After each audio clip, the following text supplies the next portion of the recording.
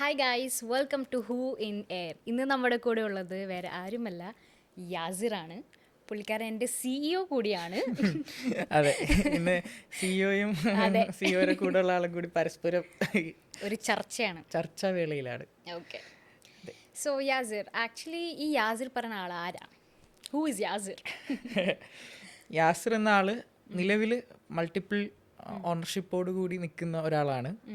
ഹുയർ എന്ന സ്റ്റാർട്ടപ്പിന്റെ സിഇഒയും ഫൗണ്ടറും കൂടിയാണ്. അതോടൊപ്പം തന്നെ ടാൽറൂപ്പിന്റെ വൈസ് പ്രസിഡന്റ് ഓഫ് കമ്മ്യൂണിറ്റി, പിന്നെ ഗ്രോലിസ് എന്ന് പറയുന്ന സ്റ്റുഡൻറ് കമ്മ്യൂണിറ്റി പ്ലാറ്റ്ഫോമിന്റെ ഫൗണ്ടർ മെമ്പറിൽ ഒരാളാണ്. എത്ര വയസ്സുണ്ട്? 20. അതെ, ഇത്രയാണുള്ളത്. അപ്പോൾ ലൈക്ക് യാസിറിന് ആക്ച്വലി എനിക്കിപ്പോൾ ചോദിക്കാനുള്ളത്, എന്താ ഇൻസ്പയർ ചെയ്തത്? ബിക്കോസ് യു ആർ ജസ്റ്റ് 20, ഇവിടെ വരെ എത്താനായിട്ട് എങ്ങനെ ഈ ഐഡിയാസൊക്കെ വന്നത്? സിമ്പിളാണ്. ടാൽറൂപ്പാണ് യാസിറിന് ബിൽഡ് ചെയ്തത്. ടാൽറൂപ്പിലൂടെയാണ് യാസിർ ബിൽഡ് ആയത്. 12 വയസ്സുള്ളപ്പോഴാണ് ഞാൻ ടാൽറൂപ്പിൻ്റെ സിസ്റ്റത്തിലേക്ക് വരുന്നത്. തിരുവനന്തപുരം ജില്ലയിലെ പാങ്ങോട് കല്ലറ എന്ന് പറയുന്ന സ്ഥലത്താണ്, ഒരു ഗ്രാമപ്രദേശമാണ്. അവിടെ നിന്നാണ് ടാൽറൂപ്പിൻ്റെ ആദ്യത്തെ ക്യാമ്പസ് IT പാർക്കിലൂടെ എന്നെയും എൻ്റെ ഫ്രണ്ട്സിനെയും സെലക്ട് ചെയ്തു. എത്ര പേരുണ്ടായിരുന്നു അപ്പോൾ അന്ന്? ഞങ്ങൾ 12 പേരാണ്. 12 പേര് വെച്ചിട്ടാണ് നമ്മൾ ടീം സ്റ്റാർട്ട് ചെയ്തത്. എത്രയായിരുന്നു വയസ്സ്? 12, 2017. അപ്പോൾ തുടങ്ങിയതല്ലേ? അതെ. അപ്പോൾ അന്ന് ഞങ്ങൾ ചേർന്ന് നമ്മൾ കോഡിങ് കാര്യങ്ങളൊക്കെ പഠിച്ചു. സൗത്ത് ഇന്ത്യയിലെ തന്നെ ആദ്യത്തെ കുട്ടികളുടെ IT കമ്പനി ഫോം ചെയ്തു. പിന്നീട് നമ്മുടെ നാട്ടിൽ തന്നെ വെബ്സൈറ്റ്, മൊബൈൽ ആപ്പൊക്കെ ചെയ്ത് കൊടുക്കുന്ന വർക്കുകളും പ്രൊജക്റ്റൊക്കെ ചെയ്ത് കൊടുത്ത് റവന്യൂ ജനറേറ്റ് ചെയ്ത് തുടങ്ങി. പിന്നീട് പല പല സ്റ്റാർട്ടപ്പുകളെ കുറിച്ചൊക്കെ കേട്ടു, സ്റ്റാർട്ടപ്പ് എന്താണെന്ന് കേട്ടു. അങ്ങനെ ഓരോ എക്സ്പെരിമെൻറ്റ്സ് നടത്തി, പലതും ചെയ്തു, ഫെയിലായി. പക്ഷേ ടാൽറൂപ്പിൻ്റെ എക്കോസിസ്റ്റം യൂസ് ചെയ്ത് പല പല സാധനങ്ങൾ എക്സ്പീരിയൻസ് ചെയ്തു, പഠിച്ച് പല ഇൻഡസ്ട്രിയൽ എക്സ്പെർട്സ് ആയിട്ടുള്ള മെൻറ്റേഴ്സിൻ്റെ അടുത്ത് നിന്ന് കുറേ മെൻറ്റർഷിപ്പ് കാര്യങ്ങൾ കിട്ടി. ഇന്ന് ടാൽറൂപ്പിൻ്റെ വൺ ഓഫ് ദ സ്റ്റാർട്ടപ്പ് ആയിട്ടുള്ള ഹുയറിൻ്റെ ഫൗണ്ടർ മെമ്പർ ആവാൻ പറ്റി. ടാൽറൂപ്പിൻ്റെ VP ഓഫ് കമ്മ്യൂണിറ്റി ആവാൻ പറ്റി. ടാൽറൂപ്പിൻ്റെ തന്നെ മിഷനായിട്ടുള്ള ഗ്രോലിസിൻ്റെ പാർട്ടാവാൻ സാധിച്ചു.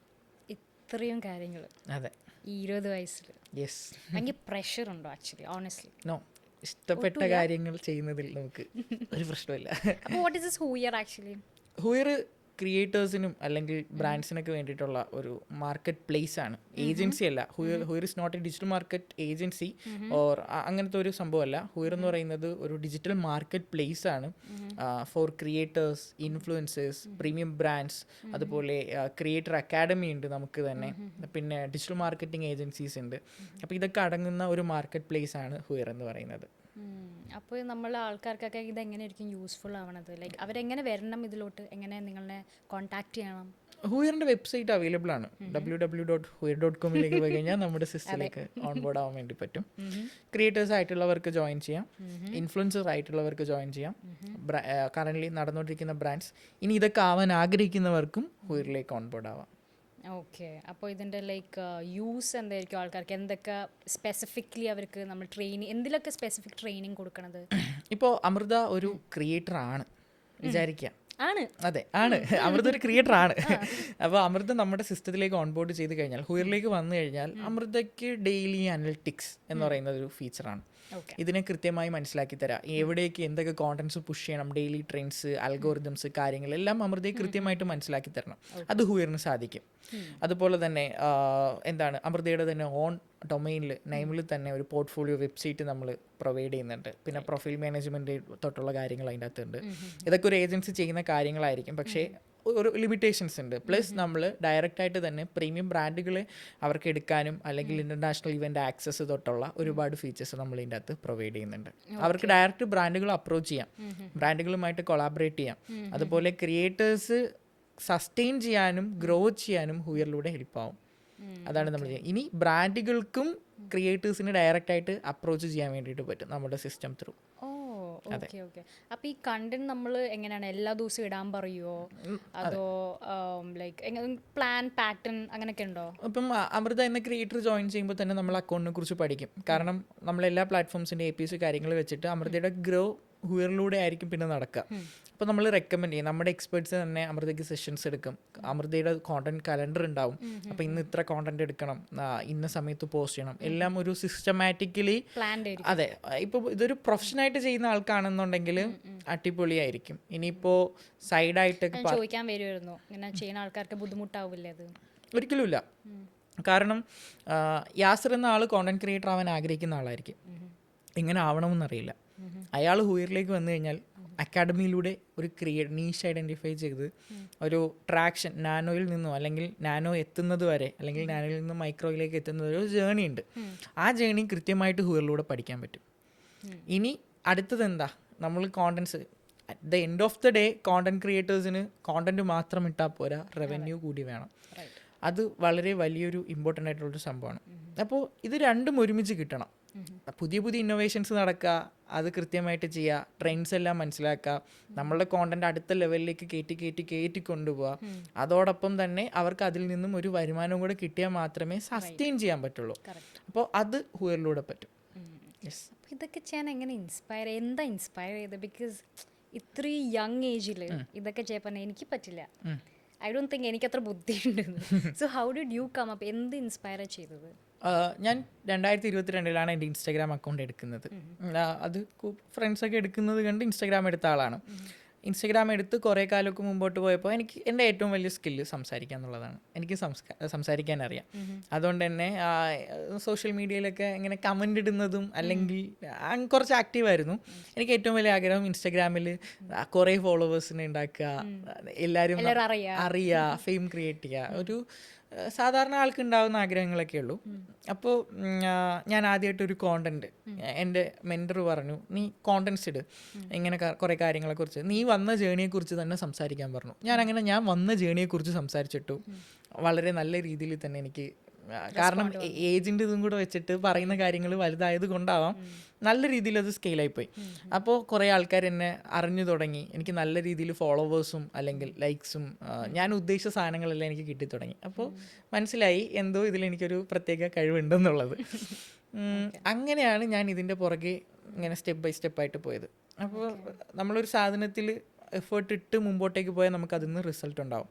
സോ എനിക്ക് കുറച്ച് ലെവലിൽ ഇങ്ങനെ കയറി പോയപ്പോൾ ഫോളോവേഴ്സ് അത്യാവശ്യം നല്ല രീതിയിൽ ഗെയിൻ ചെയ്ത് തുടങ്ങി. എനിക്ക് ഏഷ്യയിലെ ഏറ്റവും വലിയ ബിഗ്ഗസ്റ്റ് ക്രിയേറ്റർ ഇവൻറ്റ്സിലേക്ക് കേരളത്തിനെ റെപ്രസെൻ്റ് ചെയ്ത്. അത് എത്രാമത്തെ വയസ്സിലായിരുന്നു? അത് 18 തികഞ്ഞിട്ടില്ല എന്നാണ് തോന്നണേ. 18-ലോ 19-ലോ ആണ് പോയത്. അതിനും പോകാൻ വേണ്ടി പറ്റി. പിന്നെ അത് സൗത്ത് ഇന്ത്യ റെപ്രസെൻ്റ് ചെയ്ത് 4-5 പേര് പോയപ്പം ആ ടീമിൽ ഞാനുണ്ടായിരുന്നു. അതിനുശേഷം അടുത്ത ഒരു ഇവൻറ്റ് നടന്നു, മുംബൈയിൽ വെച്ചിട്ടായിരുന്നു. മുംബൈയിൽ 2 ഇവൻറ്റോ മറ്റോ ഉണ്ടായിരുന്നു. അതിനെല്ലാത്തിനും കേരള റെപ്രസെൻ്റ് ചെയ്ത് മല്ലു ക്രിയേറ്റർ എന്ന രീതിയിൽ എനിക്ക് പോകാൻ വേണ്ടി ഓപ്പർച്യൂണിറ്റി കിട്ടി. അപ്പോൾ എല്ലാവരും ചോദിക്കും, കേരളത്തിൽ ഇവനേക്കാളും നല്ല കോണ്ടന്റ് ക്രിയേറ്റേഴ്സ് ഇല്ലേ? ഒരുപാട് പേരുണ്ട്. പക്ഷേ അവർ നമ്മളെ റെക്കഗ്നൈസ് ചെയ്യാൻ വേണ്ടി കുറേ കാര്യങ്ങൾ നമ്മൾ ചെയ്യാനുണ്ട്. കോണ്ടന്റ് ക്രിയേറ്റർ ആയിട്ടിരുന്നാൽ നമ്മൾ സസ്റ്റൈനബിലിറ്റിക്ക് കുറച്ച് കാര്യങ്ങൾ ചെയ്യണം. അല്ലെങ്കിൽ അടുത്ത ലെവലിൽ കയറി പോകണമെങ്കിൽ നമ്മൾ കുറേ കാര്യങ്ങൾ ചെയ്യണം. അതെന്തൊക്കെയാണ്? സീക്രട്ട് വേറൊന്നുമില്ല, നമ്മൾ ട്രെൻഡിനനുസരിച്ച് കാര്യങ്ങൾ ചെയ്യാം. ഇപ്പം ഞാൻ ചെയ്തുകൊണ്ടിരുന്നത് എൻ്റെ ബിസിനസ് റിലേറ്റഡ് അല്ലെങ്കിൽ എൻ്റെ ജേണികൾ പറഞ്ഞ് ഞാൻ വന്ന ഒരു വേ പറഞ്ഞ് ഒരുപാട് കുട്ടികളെ ഇൻസ്പയർ ചെയ്യുക എന്നുള്ളതായിരുന്നു. ഞാൻ ഇൻട്രസ്റ്റിംഗ് ആയിട്ടുള്ള സ്റ്റോറീസ് ചെയ്തിട്ടാണ് വന്നത്. അപ്പോൾ ഇത് ഞാൻ എത്തിക്കേണ്ട ആൾക്കാരിലേക്ക് ഇങ്ങനെ നെറ്റ്വർക്കിംഗ് കൃത്യമായിട്ട് ചെയ്യുന്ന ഒരാളായിരുന്നു. അപ്പോൾ എന്നെ റെഫർ ചെയ്യും ആൾക്കാർ, ഇങ്ങനൊരു പയ്യനുണ്ട്, ഇവിടെയാണ്, അവൻ്റെ പ്രൊഫൈൽ നോക്കുമ്പോൾ എത്ര വയസ്സേ ഉള്ളൂ, ഇത്ര വയസ്സേ ഉള്ളൂ. അപ്പോൾ ഞാൻ ചെയ്ത കാര്യങ്ങളുടെ ലിസ്റ്റാണ് എടുക്കുന്നത്. അവർ ചിലപ്പോൾ റീച്ചൊന്നും ആയിരിക്കില്ല എടുക്കുക. അപ്പോൾ ഇത്രയും കാര്യങ്ങൾ ചെയ്തു. അപ്പോൾ ഈ ഒരു ഇവൻറ്റ് വന്ന് ഇതിൽ പാർട്ടിസിപ്പേറ്റ് ചെയ്യാൻ യോഗ്യനാണ് എന്നുള്ളൊരു സംഭവം, അത്രയൊക്കെ ഉള്ളൂ. അപ്പോൾ മിക്ക ആൾക്കാർക്കും അതൊക്കെ കിട്ടാം. പക്ഷേ എനിക്ക് കിട്ടിയത് എൻ്റെ ലക്കായിരിക്കാം മേ ബി. പക്ഷേ എനിക്ക് അത്തരം ഓപ്പർച്യൂണിറ്റീസ് കിട്ടിയിട്ടുണ്ട്. അപ്പോൾ അതിനൊക്കെ പോയി അങ്ങനെ മൾട്ടിപ്പിൾ ഇവൻറ്റ്സിൽ കാര്യങ്ങൾ പോയി. പിന്നെ ബോൺ ഇൻസ്റ്റഗ്രാമിൻ്റെ ഞാൻ പറഞ്ഞതുപോലെ സെലക്ട് ചെയ്യപ്പെട്ട ക്രിയേറ്റേഴ്സിൽ ഒരാളെ അന്ന് എനിക്ക് ബോണസ് കാര്യങ്ങളൊക്കെ ഉണ്ടായിരുന്നു, നല്ല പേ ഔട്ട്സ് കാര്യങ്ങൾ കിട്ടിയിട്ടുണ്ടായിരുന്നു. അപ്പം ഈ ഒരു ഡിജിറ്റൽ സ്പേസിൽ വന്നപ്പോൾ ആ ഒരു ഏജിൽ വന്നതുകൊണ്ട് തന്നെ കുറേ കാര്യങ്ങൾ ട്രെൻഡ് നമുക്കറിയാലോ. ഒരു 2018-20 ശേഷമാണ് ഈ സോഷ്യൽ മീഡിയയിലൊക്കെ പല ടൈപ്പ് ഓഫ് ട്രെൻഡുകൾ വന്നു തുടങ്ങിയത്. ആ ട്രെൻഡൊക്കെ വരുമ്പോൾ ഞാൻ അവിടെ ഉണ്ടായിരുന്നു. അതെനിക്ക് മനസ്സിലായി ഇങ്ങനെയൊക്കെയാണ് സംഭവങ്ങളെന്നൊക്കെ. അപ്പോൾ ഇതിൻ്റെ അകത്ത് വന്ന പോസിറ്റീവ്സും നെഗറ്റീവ്സും എനിക്കറിയാം. അപ്പോൾ എന്തുകൊണ്ടുണ്ടായിരുന്നു, എല്ലാവരും അതിൻ്റെ പുറകെ പോയപ്പോൾ ഞാനത് നിർത്തി.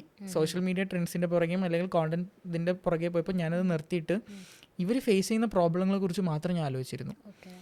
എന്തുകൊണ്ടാണ് ഇത് വരുന്നത്? ഞാൻ അങ്ങ് സ്റ്റക്കായി നിന്നു. എന്നിട്ട് എന്തുകൊണ്ട് പോകുന്നില്ല? അപ്പോൾ ഞാൻ വിചാരിച്ചു ഇതിനുള്ള സൊല്യൂഷൻസ് ഞാൻ ബിൽഡ് ചെയ്ത് കഴിഞ്ഞാൽ ഇപ്പോൾ പോകുന്നതിൻ്റെ ഇരട്ടി ക്രിയേറ്റേഴ്സ്, ക്വാളിറ്റി ക്രിയേറ്റേഴ്സിനെ ബിൽഡ് ചെയ്യാൻ പറ്റും. അല്ലെങ്കിൽ അവർ ഫേസ് ചെയ്യുന്ന, ഇപ്പം ഞാൻ ഫേസ് ചെയ്ത പോലെ ഒരുപാട് പേര് പ്രോബ്ലങ്ങൾ ഫേസ് ചെയ്യുന്നുണ്ടാവും. അങ്ങനെയാണ് ഹൂയറിലേക്ക് ഞാൻ ഇങ്ങനെ പതിയെ എത്തുന്നത്. അപ്പോൾ ഈ ഹൂയർ എന്ന് പറയുന്ന പേര് എങ്ങനെ വന്നു? വാട്ട് ഇസ് ലൈക്ക് ഈ ഹൂയർ എങ്ങനെ ഇതിൻ്റെ അർത്ഥം എന്താ? Who you are. Who you are. അതെ, നമ്മളിപ്പം നീ ആരാടാ എന്നൊക്കെ ചോദിക്കില്ലേ, നമ്മൾ ആരാണ്, നമ്മുടെ ഒരു ഐഡൻറ്റിറ്റിയാണ്. ഒരു കോണ്ടന്റ് ക്രിയേറ്ററൊക്കെ ആയിക്കഴിഞ്ഞാൽ നീ ആരാണ് എന്ന് ചോദിക്കുമ്പോൾ ഞാൻ ഇതാണ് എന്ന് ഹുയറിലൂടെ വരുന്നവർക്ക്, ഹുയറിലെ ഓരോ ആൾക്കാർക്കും ഒരു ഐഡൻറ്റിറ്റി ഉണ്ടാവും. എന്നിട്ട് ഈ പേര് സജസ്റ്റ് ചെയ്തത് എനിക്ക് ടാൽറോപ്പ് സിയോയാണ്. അപ്പം എനിക്ക് ഫസ്റ്റ് ഇങ്ങനെ പേര് സജഷൻസ് പറഞ്ഞതാണ്. എനിക്ക് ഈ പേര് പറഞ്ഞപ്പോൾ തന്നെ പെട്ടെന്ന് ക്ലിക്കായി. പക്ഷെ ഞാൻ ഇന്ന് സാറ്റിസ്ഫൈഡ് ആണ്, ഹാപ്പിയാണ്. എൻ്റെ ബ്രാൻഡിൽ നിന്ന് എല്ലാവരിലേക്കും, കോണ്ടന്റ് ക്രിയേറ്റേഴ്സിൻ്റെ ഇടയിലേക്ക് വളരെയധികം എഫക്റ്റീവായിട്ട് തന്നെ എത്തുന്നുണ്ട്. ഒരു മീനിങ് ഉണ്ട് ഇതിന്, ചെയ്യുന്ന ഇതുമായിട്ട് റിലേറ്റഡ് ആയിട്ട്. അതെ. അപ്പോൾ എനിക്ക് ചോദിക്കാനുള്ളത്, ഈ ക്യാമറ ഫേസ് ചെയ്യാൻ ആൾക്കാർക്ക് ഭയങ്കര ബുദ്ധിമുട്ടായിരിക്കും ചില കണ്ടന്റ് ക്രിയേറ്റേഴ്സിനൊക്കെ. അപ്പോൾ അവർക്ക് നമുക്ക് എന്താ ചെയ്ത് കൊടുക്കാൻ പറ്റുക? ബിക്കോസ് എൻ്റെ കുറേ ഫ്രണ്ട്സ് ഉണ്ട്, അവർക്ക് ക്യാമറ ഫേസ് ചെയ്യാൻ ഭയങ്കര ബുദ്ധിമുട്ടാണ്, പക്ഷേ ദേ വോണ്ട് ബി കണ്ടന്റ് ക്രിയേറ്റർ. അപ്പോൾ അതിനെന്ത് ചെയ്യാൻ പറ്റും? അവരുടെ പ്രശ്നം എന്താണ്? ക്യാമറ നോക്കാൻ ബുദ്ധിമുട്ടാണ്. അപ്പോൾ അവർ ക്യാമറ നോക്കുന്നില്ല, അവരിത് പറഞ്ഞുകൊണ്ടേയിരിക്കും റിപ്പീറ്റഡ് ആയിട്ട്. ഇപ്പം എൻ്റെ അക്കാഡമിയിലേക്ക് ജോയിൻ ചെയ്ത ആൾക്കാരുണ്ട്. അപ്പോൾ അവർക്ക് ക്യാമറ ഫേസ് ചെയ്യാൻ ബുദ്ധിമുട്ടുള്ള ആൾക്കാരുണ്ടെങ്കിൽ ഞാൻ ഫസ്റ്റ് സെഷനിൽ അവരുമായിട്ട് ഇൻട്രാക്ട് ചെയ്യും. അപ്പോൾ അവരുമായിട്ട് നല്ല രീതിയിൽ സംസാരിക്കും, അവരുടെ നീഷ് എന്താണെന്ന് ഐഡൻറ്റിഫൈ ചെയ്യും. മൂന്നാമത്തെ സെഷനിൽ ഞാൻ എൻ്റെ ക്യാമറ ഓണാക്കി കാണിക്കും, അവരെ ക്യാമറ വെച്ചിട്ട് നോക്കി സംസാരിക്കാൻ പറയും. ഒരു കുഞ്ഞു ഭയമാണത്. വൺസ് അത് ക്രാക്ക് ചെയ്ത് കഴിഞ്ഞാൽ പിന്നെ അവിടെ പ്രശ്നമൊന്നുമില്ല. അപ്പോൾ നമ്മൾ പറ്റില്ല എന്നും പറഞ്ഞ് പേടിച്ചിരുന്നിട്ട് നമ്മൾ എല്ലാ കാര്യങ്ങളിലും നമ്മൾ പറ്റില്ല എന്ന് പറഞ്ഞാൽ പറ്റില്ല എന്ന് തന്നെയാണ്. പക്ഷേ എഫേർട്ട് ഇടുക, അത് ചെയ്യുക, ക്രാക്ക് ചെയ്യുക, സിമ്പിൾ പരിപാടിയാണ്. അപ്പോൾ ക്യാമറയുടെ മുമ്പിൽ നോക്കി സംസാരിക്കാൻ പറ്റില്ല എന്നുണ്ടെങ്കിൽ നമ്മൾ അതിന് വേണ്ടി എഫേർട്ട് ഇടണം. അതാവണമെന്ന് ആഗ്രഹിക്കുന്നുണ്ടെങ്കിൽ നമ്മൾ എഫേർട്ട് ഇടണം.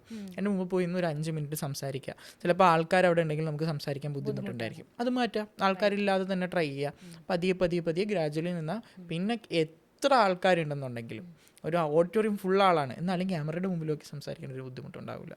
കറക്റ്റാണ്. അതെ. അപ്പോൾ ഈ ഒരാൾക്ക് നീഷ് ഫൈൻഡ് ഔട്ട് ചെയ്യാൻ വേണ്ടിയിട്ട് ലൈക്ക് എന്താ ചെയ്യുക? ബിക്കോസ് എല്ലാവർക്കും ബുദ്ധിമുട്ടാണ് അത് ഭയങ്കരമായിട്ട്. അതെ. സോ അത് എങ്ങനെ ഒരാൾ കണ്ടുപിടിക്കുക? ബിക്കോസ് എല്ലാവരും ഭയങ്കര കൺഫ്യൂസ്, ഇത് ചെയ്യണോ അത് ചെയ്യണോ അതെല്ലാം ഒരുമിച്ച് ചെയ്യണോ? സോ അതെങ്ങനെയാണ്? ഞാനിപ്പം പുറത്തേക്കുള്ള ആൾക്കാർ അല്ലെങ്കിൽ എൻ്റെ ഒരു എക്കോസിസ്റ്റത്തിൻ്റെ അകത്ത് നിന്നുകൊണ്ട് ഞാൻ ചെയ്യുന്നത്, എൻ്റെ അക്കാഡമിയിൽ ഞാൻ ഇംപ്ലിമെൻറ്റ് ചെയ്തിരിക്കുന്ന സിസ്റ്റം എന്ന് വെച്ചാൽ, ഞാനിപ്പോൾ എൻ്റെ സിസ്റ്റത്തിൻ്റെ അകത്ത് ടെക് ഉണ്ട്, ബിസിനസ് ഉണ്ട്, ലൈഫ് സ്റ്റൈൽ ഉണ്ട്, ഫാഷൻ ഉണ്ട്, അതുപോലെ എഡ്യൂക്കേഷൻ ഉണ്ട്, മൈൻഡ് വെൽനെസ് ഉണ്ട്, ഹെൽത്ത് കെയർ ഉണ്ട്, ട്രാവൽ ആൻഡ് ടൂറിസം ഉണ്ട്, അങ്ങനെ ഒരുപാട് ഇൻഡസ്ട്രീസ് ഉണ്ട്. അപ്പോൾ ഞാൻ ഇവർക്ക് എല്ലാവർക്കും ഓരോ ഇൻഡസ്ട്രിയിലെ എക്സ്പെർട്സ് വെച്ചിട്ട്, സ്റ്റാർട്ടപ്പ് ഓണേഴ്സ്, അതുപോലെ ബിസിനസ്സുകൾ, അല്ലെങ്കിൽ ഈ ഇൻഡസ്ട്രിയുമായി ബന്ധപ്പെട്ട കോണ്ടന്റ് ക്രിയേറ്റേഴ്സ്, ഇവരുടെ എല്ലാവരുടെയും മെൻറ്റർഷിപ്പുകൾ പ്രൊവൈഡ് ചെയ്യും സ്പെസിഫിക്കലി. അതെ. ഞാൻ ചോദിക്കും ഏതൊക്കെ ഇൻഡസ്ട്രികളാണ്, അവർക്കൊരു ആഗ്രഹങ്ങളാണ്, അല്ലെങ്കിൽ ഏത് മേഖലയിലാണ് വർക്ക് ചെയ്യാനൊക്കെ ചോദിക്കും. ചില ആൾക്കാർ ആഗ്രഹങ്ങൾ പറയും, അവർക്ക് അങ്ങനെ, ഇല്ലാത്തവർക്ക് കോമൺ ആയിട്ട് നമ്മൾ നല്ല ഇൻട്രസ്റ്റിംഗ് ആയിട്ടുള്ള സെഷൻസ് എടുക്കും. അപ്പോൾ ചില ആൾക്കാർക്ക് എനിക്കിത് ട്രൈ ചെയ്താൽ കൊള്ളാമെന്നുണ്ടാവും. അപ്പോൾ നമ്മൾ കൂടുതൽ അതുമായി റിലേറ്റഡ് ആയിട്ടുള്ള കോണ്ടന്റ്സ് ആയിരിക്കും, കോണ്ടന്റ് മീൻസ് മെൻറ്റർഷിപ്സ് ആയിരിക്കും കൊടുക്കുക. നല്ല ഫ്രൂട്ട്ഫുൾ ആയിട്ടുള്ള ബ്രെയിൻ സ്റ്റോമിങ് സെഷൻസ് ഒക്കെ വയ്ക്കും. അപ്പോൾ ഒരു 5-6 സെഷൻസ് കഴിയുമ്പോൾ ഇവർക്ക് മനസ്സിലാവും ഞാൻ ചെയ്യേണ്ടത് ഇതാണ്, അല്ലെങ്കിൽ എനിക്ക് ഇന്നത് ട്രൈ ചെയ്താൽ കൊള്ളാമെന്നുണ്ടാവും. അപ്പോൾ നമ്മൾ ട്രൈ ചെയ്യാനുള്ള ഓപ്ഷൻസ് ആയിരിക്കും അവർക്ക് അവൈലബിൾ ആക്കി കൊടുക്കുക. ഈ ഒരു സിസ്റ്റമാണ് ഞാൻ എൻ്റെ അക്കാഡമിയിൽ വർക്കൗട്ട് ചെയ്യുന്നത്. എനിക്കിത് 100% എഫക്റ്റീവാണ്. അതെ, വർക്കൗട്ട് ആയിട്ടുണ്ട്. അപ്പോൾ യാസിന് ഏതെങ്കിലും ഇൻസ്പയർ ചെയ്ത കോട്ട് എന്തെങ്കിലും ഉണ്ടോ? ഒന്നുമില്ലേ? അങ്ങനെ കോട്ടൊന്നുമില്ല. ഞാൻ മനസ്സിലാക്കിയൊരു കാര്യമുണ്ട്. എന്താണ്, നമുക്ക് ഇഷ്ടപ്പെട്ട കാര്യങ്ങൾക്ക് വേണ്ടിയിട്ട് നമ്മൾ കഷ്ടപ്പെട്ട് പണിയെടുക്കുക. അതെ, ഇഷ്ടപ്പെടരുത്. ഇഷ്ടപ്പെട്ട കാര്യങ്ങൾക്ക് വേണ്ടി കഷ്ടപ്പെടണം. ഇന്ന് നമുക്ക് ഇഷ്ടപ്പെട്ട കാര്യങ്ങൾ ചെയ്താൽ മതി. എനിക്കിതിൽ ഇഷ്ടമുള്ളത് കൊണ്ടാണ്, ഞാൻ ഇൻട്രസ്റ്റ് ഉള്ളത് കൊണ്ടാണ് എനിക്കിത് ചെയ്യാൻ പറ്റുന്നത്. അപ്പോൾ നമുക്ക് ഈ കണ്ടന്റ് ക്രിയേഷൻ എന്ന് പറയുന്നത് ഫുൾ ലൈഫ് ലൈക്ക് എന്താ ഒരു ജോബ് ആയിട്ട് എടുക്കാൻ പറ്റുമോ? പറ്റും. മോസ്റ്റ് ഓഫ് ദ ആൾക്കാരും പറയുന്നൊരു സംഭവം എനിക്ക് തോന്നിയിട്ടില്ല. അത് എന്ന് വെച്ചാൽ അത് ഓരോരുത്തരുടെ ചോയ്സാണ്. 2, ഇതിൽ നിന്നാൽ സസ്റ്റെയിൻ ചെയ്യാൻ പറ്റും. നമ്മൾ ഇതിനു വേണ്ടി നിൽക്കണം. പർപ്പസ് മാറിപ്പോരുത്. അതായത് പൈസ ഉണ്ടാക്കാൻ വേണ്ടി കോണ്ടന്റ് ക്രിയേഷൻ ചെയ്യാമെന്നും പറഞ്ഞിറങ്ങിയാൽ ഫെയിലായി പോവാം, അല്ലെങ്കിൽ പൈസ കിട്ടാതായാലും ഇറങ്ങാം. പാഷനേറ്റ് ആയിട്ട് ഭയങ്കരമായിട്ട് ആഗ്രഹിച്ചാണ് നിൽക്കുന്നത്, കൺസിസ്റ്റൻസിയൊക്കെ കീപ്പ് ചെയ്ത് കഴിഞ്ഞാൽ റവന്യൂ ഉണ്ടാവും. പ്രൊഫഷനായിട്ട് തന്നെ എടുക്കാം. ഇത് പ്രൊഫഷനാക്കി ചെയ്യുന്ന ഒരുപാട് ആൾക്കാരുണ്ട്. ഇപ്പോൾ നമ്മുടെ അടുത്ത എപ്പിസോഡിലൊക്കെ വരുന്ന ഓരോ ആൾക്കാരും ഇതൊക്കെ പ്രൊഫഷനായിട്ട് ചെയ്ത ആൾക്കാരാണ്, അല്ലെങ്കിൽ വന്നിരുന്ന ആൾക്കാരൊക്കെ പ്രൊഫഷനായിട്ട് ചെയ്തവരാണ്. സോ കോണ്ടന്റ് ക്രിയേഷൻ പ്രൊഫഷനായിട്ട് തന്നെ ചെയ്യാം. ഇതിനെ പലരും കാണുന്നില്ല എന്നുള്ളതാണ് പ്രശ്നം. ഞാൻ പറയുന്നത് പോലെ ഇത് സൈഡായിട്ടുള്ളൊരു സംഭവമാണെന്ന് വിചാരിക്കുന്ന ഒരുപാട് പേരുണ്ട്. അപ്പം അങ്ങനെയുള്ളവരുടെ ഇൻഫ്ലുവൻസ് കാരണം പലർക്കും ഇതിന് വാല്യൂം ഉണ്ടായിരിക്കില്ല. പക്ഷേ കോണ്ടന്റ് ക്രിയേഷൻ എന്ന് പറയുന്ന സാധനം അത് വളരെ ഒരു വലിയ സംഭവമാണ്. കാരണം ഒരാളുടെ ഭാവനയിലുള്ള സാധനം എഴുതി വരച്ച് മനസ്സിലത് കണ്ട് ഒരു ക്യാമറയുടെ മുന്നിലേക്ക് കൊണ്ടുവന്ന് അത് എഡിറ്റ് ചെയ്ത് അല്ലെങ്കിൽ അവർ പറയാൻ ഉദ്ദേശിക്കുന്ന കാര്യങ്ങൾ കൃത്യമായിട്ട് ഒരു ക്യാപ്ചർ ചെയ്ത് പുറത്തേക്ക് ഇറക്കുക, ഒരുപാട് പേരിലേക്ക് എത്തിക്കുക, കുറേ പേര് അത് ഇഷ്ടപ്പെടുക, അവർക്ക് വേണ്ടിയിട്ടൊരു ഓഡിയൻസ് ക്രിയേറ്റ് ആവുക, ഇത് വലിയ പ്രൊസീജിയറാണ്. അപ്പോൾ അത് ഒരു പ്രൊഫഷനായിട്ട് ചെയ്യുന്നത് കൊണ്ട് പ്രത്യേകിച്ച് പ്രൊഫഷൻ എന്ന് പറഞ്ഞാൽ സസ്റ്റൈനബിലിറ്റി വരണം എന്നുണ്ടെങ്കിൽ അവിടെ റവന്യൂ വരണം. ഈ ഫീൽഡിന് അത് കൊണ്ടുവരാൻ വേണ്ടിയിട്ട് പറ്റും. മറ്റേത് മേഖലയേക്കാളും അടിപൊളിയായിട്ട് തന്നെ ഇതിലും കൊണ്ടുവരാൻ വേണ്ടി പറ്റും. മറ്റേ മേഖലകളോടൊപ്പം തന്നെ ഇതിലും കൊണ്ടുവരാൻ പറ്റും. സോ ഇത് റിസ്ക് ഒന്നുമില്ല, പക്ഷേ നമ്മൾ എന്താണ് ഇതിന് വേണ്ടിയിട്ട് എഫേർട്ട് ഇടണം. അപ്പോൾ ഈ കണ്ടന്റ് കുറേ പേർക്ക് I think most of my friends, ഞാനും കണ്ടന്റ് നമുക്ക് കിട്ടൂല കുറേ സമയമാകുമ്പോൾ, ലൈക്ക് ഔട്ട് ഓഫ് കണ്ടന്റ് ആവും. ഈ സമയത്ത് ഫുൾ ബ്ലാങ്ക് ആയിരിക്കും. അപ്പോൾ നമുക്ക് തോന്നുന്ന പോലെയൊക്കെ നമ്മൾ ചെയ്യാം. സോ അതിന് you have any suggestion, like ഇങ്ങനെ ചെയ്യരുത് അങ്ങനെ ചെയ്യണം അങ്ങനെ എന്തെങ്കിലും? കണ്ടന്റ് ലൈക്ക് വാരി വലിച്ച് കണ്ടന്റ് ഒന്നും ചെയ്യണ്ട. ഇപ്പം ട്രാവൽ ചെയ്യുന്ന ആളാണെന്നുണ്ടെങ്കിൽ ഇവിടെ നിന്ന് ട്രിവാൻഡ്രം വരെ യാത്ര ചെയ്യുന്നു, ട്രെയിനിലായിരിക്കും പോകുന്നത്, വീട്ടിൽ നിന്നും റെയിൽവേ സ്റ്റേഷനിൽ വരെ പോകുന്നത്, ഫുള്ള് ക്യാപ്ചർ ചെയ്യാം. ട്രെയിനിലിരിക്കുന്നത്, ട്രെയിനിൽ നിന്ന് ഫുഡ് കഴിക്കുന്നത്, തുടക്കത്തിൽ അത് മതി. ഇപ്പോൾ ആരെടുത്തെങ്കിലുമൊക്കെ സംസാരിക്കുന്നത്, എന്തെങ്കിലും പ്രത്യേകതരം കാഴ്ചകൾ കാണുന്നത്, ഇതിനെല്ലാം കോണ്ടന്റ്സ് ആക്കാൻ പറ്റും. അപ്പോൾ അങ്ങനെയാണ്. പിന്നെ എന്താണ്, നമ്മൾ എക്സ്പ്ലോർ ചെയ്യുന്നതിനനുസരിച്ച് നമ്മളിലേക്ക് കോണ്ടന്റ് വരുള്ളൂ. വീട്ടിലിരുന്നിട്ട് എനിക്ക് കോണ്ടന്റ് ഒന്നും കിട്ടുന്നില്ല എന്നും പറഞ്ഞിട്ട് ഇങ്ങനെ സ്വൈപ്പ് ചെയ്തിരുന്നു കഴിഞ്ഞാൽ നമുക്ക് കോണ്ടന്റ് കിട്ടൂല. കോണ്ടന്റ് കിട്ടാനായിട്ട് എന്തെങ്കിലും ചെയ്തു കഴിഞ്ഞാൽ നമുക്ക് കിട്ടും. അപ്പോൾ ഏത് ഇൻഡസ്ട്രി ആണോ, ടെക്കാണോ, R&D ചെയ്യൂ, കിട്ടും. സെർച്ച് ചെയ്തു കിട്ടും. ട്രാവലാണോ, ഇറങ്ങി നോക്ക്, കിട്ടും. ട്രാവൽ ചെയ്യൂ, കിട്ടും. ഇനിയിപ്പോൾ എഡ്യൂക്കേഷണൽ കണ്ടന്റ്സ് ആണോ, ഇതിനെക്കുറിച്ച് എവിടെയാണ് കിട്ടാത്തത്? എല്ലാത്തിനും സൊല്യൂഷൻസ് ഉണ്ട്. പക്ഷെ നമ്മളിത് എടുക്കണം. സൊല്യൂഷൻസ് ഇറങ്ങി നിന്ന് കണ്ടുപിടിച്ചെടുത്താൽ ഷോർട്ടേജ് ഒന്നും ഉണ്ടാവില്ല. ഇതെനിക്ക് എൻ്റെ നെറ്റ്വർക്കിൽ തന്നെ ഉള്ള ഒരുപാട് ക്രിയേറ്റേഴ്സ് ഉണ്ട്, അത്യാവശ്യം നല്ല രീതിയിൽ സക്സസ്ഫുൾ ആയിട്ടുള്ള ആൾക്കാരുണ്ട്. അവരുടെ നിന്ന് കിട്ടിയ ഇൻഫർമേഷനാണ് അവർ തന്നെ എൻ്റെ അടുത്ത് പറഞ്ഞതാണ്. കോണ്ടന്റ് ഒക്കെ ഒരുപാടുണ്ട്, അത് എടുത്തിടാനുള്ള മടിയാണ് നമ്മൾ ഷോർട്ടേജ് എന്ന് പറയുന്നത്. എനിക്ക് ഭയങ്കര ഷോർട്ടേജ് എപ്പോഴും. അപ്പോൾ ഞാൻ എപ്പോഴും ഭയങ്കര കൺഫ്യൂസ്ഡ്, എന്ത് ചെയ്യണം, ഇനിയൊന്നും കിട്ടണില്ല. എന്ത് ടൈപ്പ് ഓഫ് കണ്ടന്റാ ചെയ്യുന്നത്? Life style. അപ്പോൾ ബുദ്ധിമുട്ടുണ്ടോ? അപ്പോൾ ചിലപ്പോൾ എടുക്കാൻ മടിയായിരിക്കാം, അതായിരിക്കാം മടിയാണ് ഷോർട്ടേജ്. നമുക്ക് ഇഷ്ടമുള്ള കാര്യങ്ങൾ വരാൻ വേണ്ടി നമ്മൾ കാത്തിരിക്കും. അതാണ് ഷോർട്ടേജ്. അതിന് പറയുന്ന പേരാണ് ഷോർട്ടേജ് എന്നുള്ളത്. അങ്ങനെയല്ല, നമുക്ക് ഇഷ്ടമുള്ളത് നമ്മുടെ ലൈഫിൽ നടക്കുന്ന എല്ലാം, ലൈഫ് സ്റ്റൈൽ ക്രിയേറ്റർ എന്നാണ് ഒക്കെ ആണെന്നുണ്ടെങ്കിൽ നമ്മുടെ ലൈഫിൽ നടക്കുന്ന എല്ലാ മൊമെന്റ്സും ക്യാപ്ചർ ചെയ്യുക എന്നുള്ളതാണ്.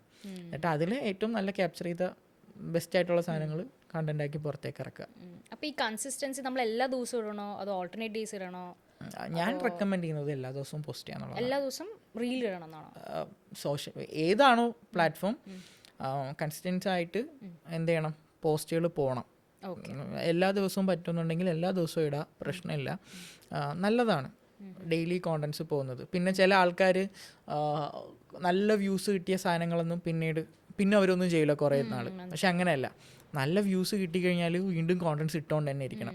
എന്നിട്ട് ഏറ്റവും കൂടുതൽ വ്യൂസ് കിട്ടിയ സാധനം ഒന്നും കൂടെ എടുത്ത് റീഷെയർ ചെയ്യണം. അങ്ങനെ കുറേ സ്ട്രാറ്റജീസ് ഉണ്ട്.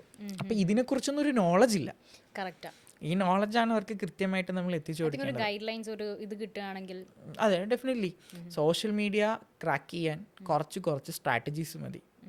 ഇതിലൊന്നാണ് എഫേർട്ട്, കൺസിസ്റ്റൻസി, കോൺഫിഡൻസ്, പിന്നെന്താണ്, ഇത്രയും ഈ 3 സാധനം മെയിനായിട്ട് വേണം. ഇതുണ്ടെന്നുണ്ടെങ്കിൽ സോഷ്യൽ മീഡിയ ക്രാക്ക് ചെയ്യാം, ഈസിയായിട്ട് ക്രാക്ക് ചെയ്യാം. എഫേർട്ട് ഇടണം, അതാണ് ഏറ്റവും ഇമ്പോർട്ടൻ്റ് ആയിട്ടുള്ളൊരു സാധനം.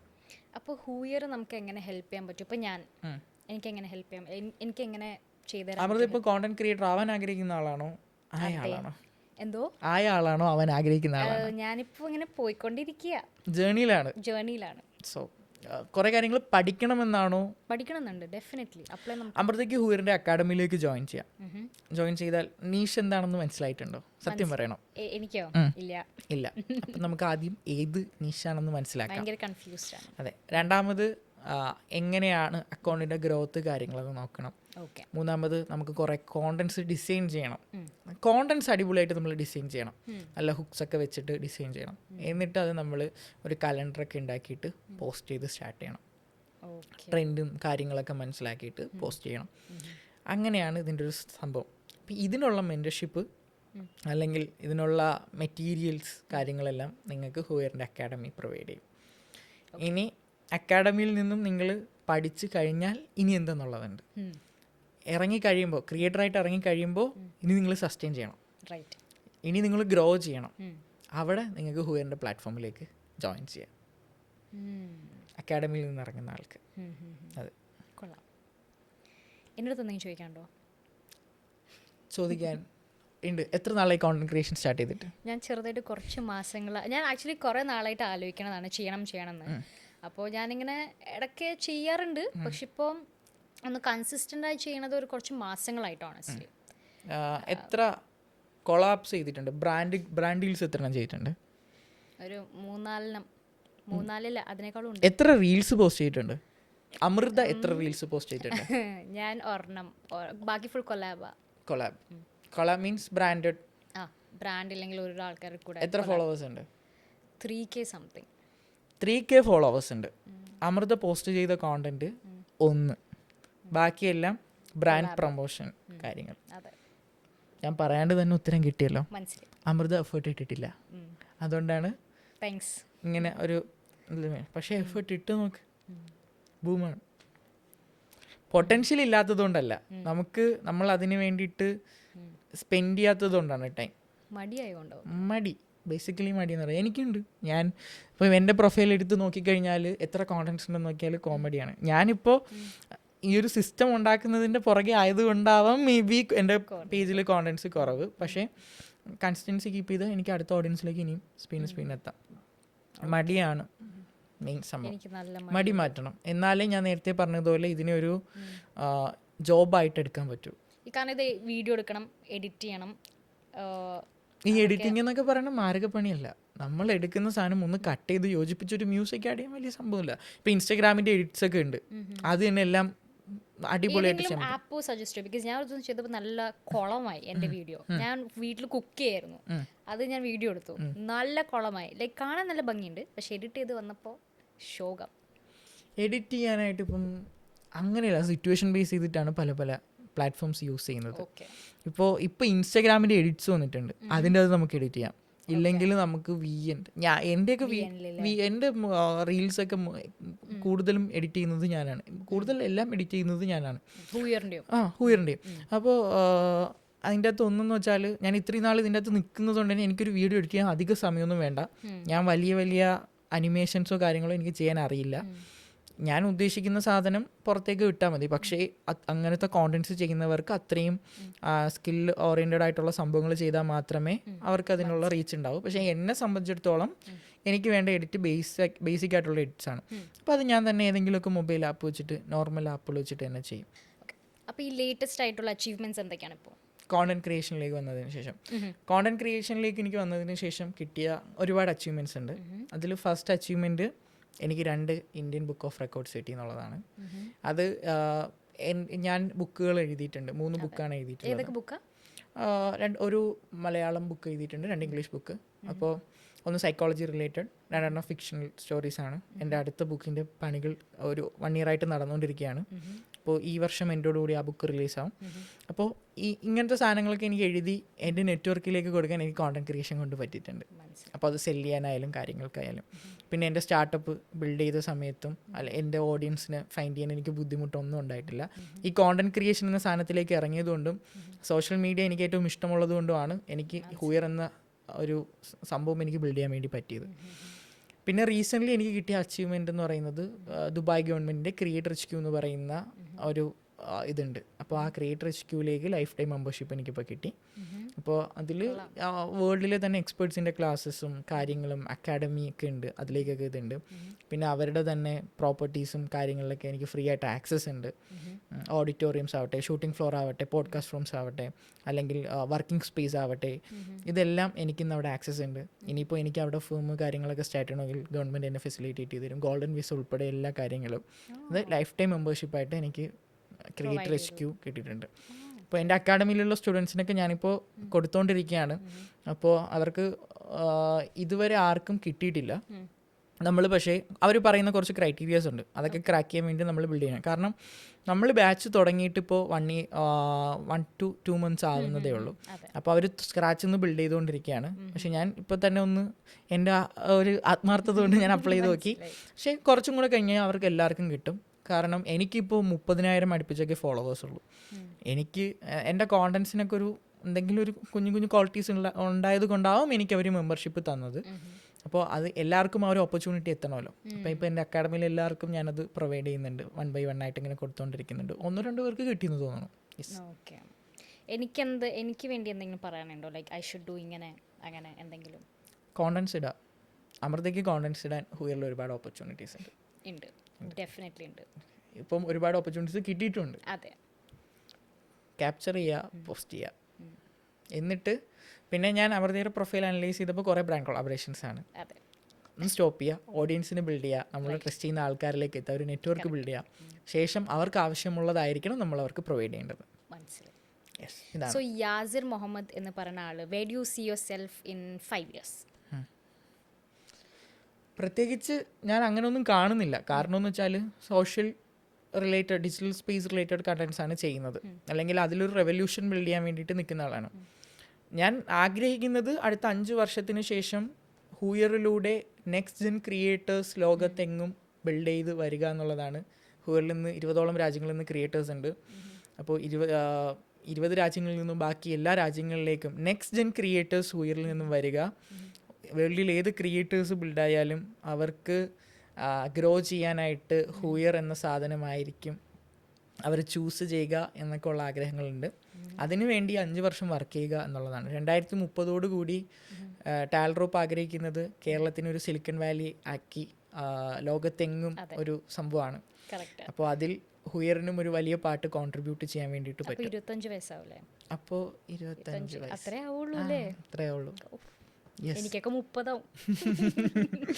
യെസ്, അതാണ് ലക്ഷ്യം. ഓക്കെ, യാ. അപ്പോൾ ഇത് ഹുയറിൻ്റെ പോഡ്കാസ്റ്റിൻ്റെ ഫസ്റ്റ് എപ്പിസോഡാണ്. ഇത് നിങ്ങൾക്കൊരു ഇൻ്റർവ്യൂ സെറ്റപ്പായിട്ടൊക്കെ ഫീൽ ചെയ്യുന്നുണ്ടായിരിക്കും. പക്ഷേ ഇതൊരു പോഡ്കാസ്റ്റ് വൈബിൽ തന്നെയാണ് നമ്മൾ സ്റ്റാർട്ട് ചെയ്യുന്നത്. തുടക്കത്തിൽ എന്താണ് നമ്മൾ ചെയ്യുന്നതെന്നും എങ്ങനെയൊക്കെയാണ് നമ്മുടെ ഇത് പോകുന്നതെന്നും, ഇനി മുതൽ നമ്മുടെ പോഡ്കാസ്റ്റിൻ്റെ സീരീസിൽ വരാൻ പോകുന്നത് ഇൻഡസ്ട്രിയിലെ തന്നെ എക്സ്പെർട്ട് ആയിട്ടുള്ള കോണ്ടൻറ് ക്രിയേറ്റേഴ്സാണ്. നിങ്ങൾ പലരും ഇഷ്ടപ്പെടുന്ന അല്ലെങ്കിൽ കുറച്ച് ഇൻട്രസ്റ്റഡ് ആയിട്ടുള്ള ക്രിയേറ്റേഴ്സൊക്കെ ആയിരിക്കും, ഫോളോ ചെയ്യുന്ന ആൾക്കാർ. അതെ. അപ്പോൾ അവരൊക്കെ ആയിരിക്കും ഹുയറിൻ്റെ ഈ ഒരു പോഡ്കാസ്റ്റിലേക്ക് വരാം. സോ പോഡ്കാസ്റ്റിൻ്റെ എപ്പിസോഡ്സ് നമുക്ക് എല്ലാ വീക്കിലും നമ്മൾ മാക്സിമം എപ്പിസോഡ്സ് ചെയ്യും. നിങ്ങൾ ഇഷ്ടപ്പെടുന്ന ആൾക്കാരുമായിട്ട് നമ്മൾ വന്ന് പ്രൊവൈഡ് ചെയ്യും. സോ യെസ്, ഇതാണ് നമുക്ക് ഫസ്റ്റ് എപ്പിസോഡിൽ പറയാനുള്ളത്. Thank you guys. അത് മാത്രമല്ല, ഷെയർ, കമൻറ്റ്, സബ്സ്ക്രൈബ്, ബെല്ലൈക്കൻ എല്ലാം ചെയ്യാം. Yes, okay. അപ്പോൾ ഇത്രയാണ് നമുക്ക് പറയാനുള്ളത്. സോ കേട്ടിരുന്ന എല്ലാവർക്കും വളരെയധികം thank you. Yes, thank you so much. Yasir. By.